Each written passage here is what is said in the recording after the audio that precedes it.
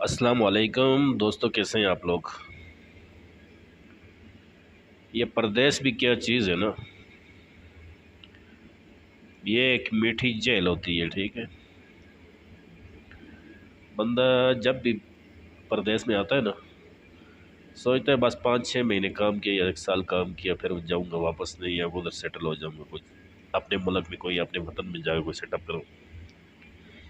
مگر کرتے کرتے انسان کی زندگی ایسے ہی ختم ہو جاتی ہے، کوئی بھی کچھ نہیں بنا سکتا اپنا۔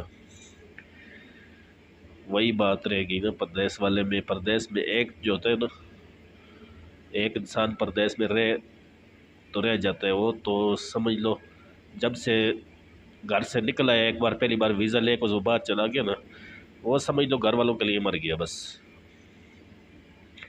اس کی واپسی ناممکن ہے کوئی بھی نہیں۔